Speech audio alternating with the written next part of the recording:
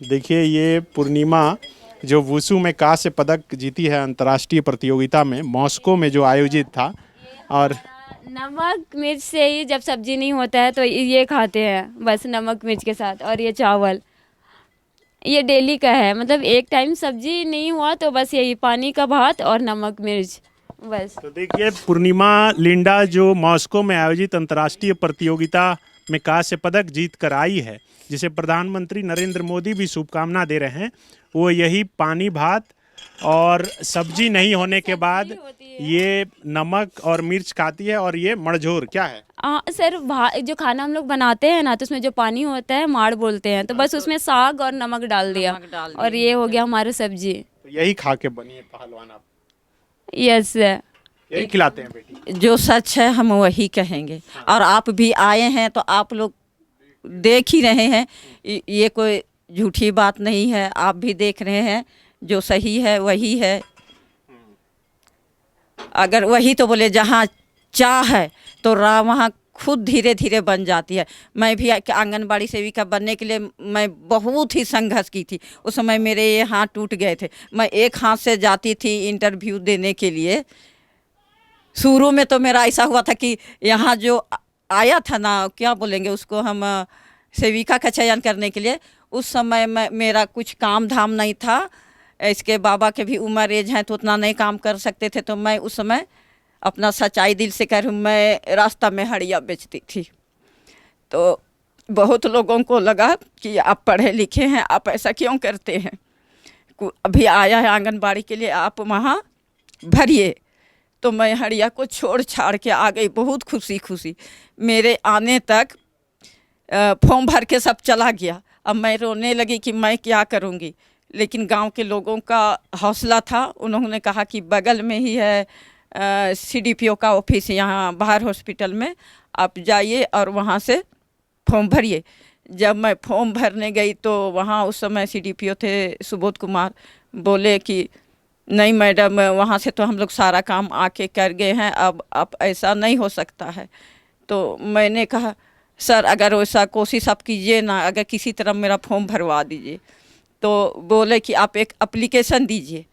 तो मैं एक एप्लीकेशन लिखी। तो CDPO सर एप्लीकेशन देख के बहुत खुश हुए कि आपका राइटिंग और सारा चीज़ देख के खुश हुए और हमको एक फॉर्म दिए कि भरिए और इसमें दीजिए। हम बोले सर अगर भर देंगे और आप इसको रखे रहिएगा, तो बोले नहीं ऐसा नहीं होगा, हम जहाँ पेपर पहुँचता है वहाँ पहुँचा देंगे। और तो हम लोग पेपर पहुँचा दीजिएगा तो सर हमको कैसे पता चलेगा, वो आपका वो इंटरव्यू वाला पेपर आएगा ना तो अब जानिएगा। तो फिर वही इंटरव्यू वाला पेपर आया तो हम बहुत खुश हो गए।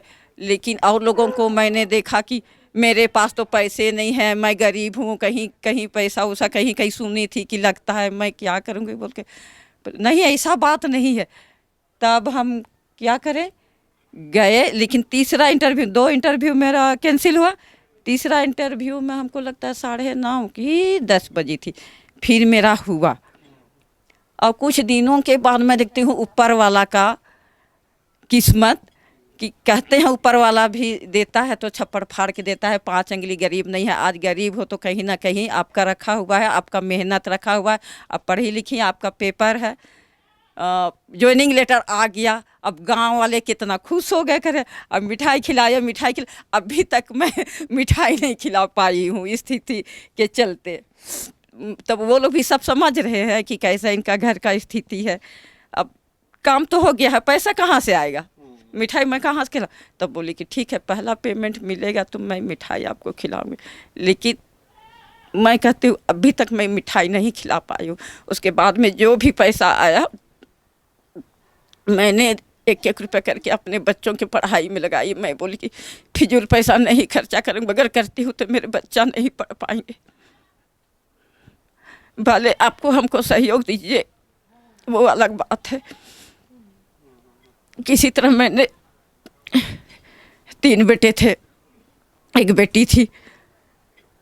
तब मैं स्कूल में एडमिशन करवाई हिम्मत करके। लेकिन फिर सोची बाद में कहाँ पढ़ा पाऊँगी।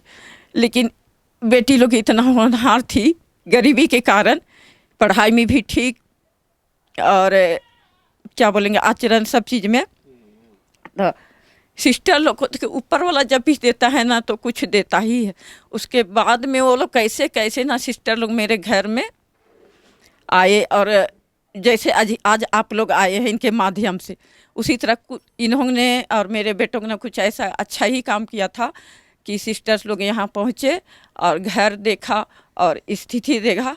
उसके बाद में बोले कि मंजू जी आपको टेंशन लेने की ज़रूरत नहीं है, आपके बच्चों की पढ़ाई की जिम्मेवारी हम लोग लेते हैं।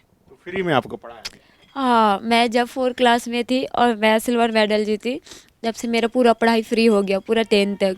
कॉपी किताब पढ़ाई, यहाँ तक कि ड्रेस भी मेरे को फ्री में मिला, और हर क्रिसमस में गिफ्ट भी देते। कौन स्कूल में? संत मैरिज काके, जो मेरे को स्पॉन्सर स्टार्ट किया। और मैं अनीता गई हाई स्कूल, तब तक मेरे को पूरा 10 तक पढ़ाई फ्री, ड्रेस फ्री, सारे। आदरणीय मुख्यमंत्री हेमंत सोरेन जी से यही कहना चाहती हूँ कि हमारे झारखंड में, हमारे देश में ऐसी बहुत सी बेटियां हैं जिनको खाना तक भी नसीब नहीं होता है। जैसे मैंने अपना ही खुद देखा है, मैंने संघर्ष किया है, मैंने गरीबी को देखा है, इसी के लिए मुझे एहसास है। इसी के लिए मैं कहना चाहूँगी हमारे मंत्री जी से कि ऐसे बच्चों पर विशेष ध्यान दिया जाए कि वो अगर खेल कूद में जाना चाहती हैं तो उनको किस तरह सहयोग प्रदान किया जाए, एवं उनके परिवार में ऐसी स्थिति है तो अगर उस लायक है तो उसको नौकरी की ज़रूरत है। हम तो चाहते हैं कि अपना देश और झारखंड का नाम रोशन करे, पर भूखे पेट ज़्यादा आगे बढ़ नहीं सकते हैं। बायोम जो है मेडिकल प्रिपरेशन का एकमात्र संस्थान, जहां है complete digital classrooms, video lectures, student tracking system, library facility and 100% result oriented rankers batch. Biome Hinoo एवं नगरा टोली Ranchi.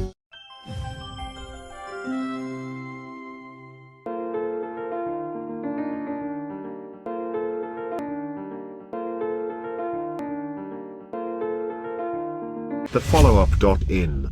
Like, share, and subscribe. www.thefollowup.in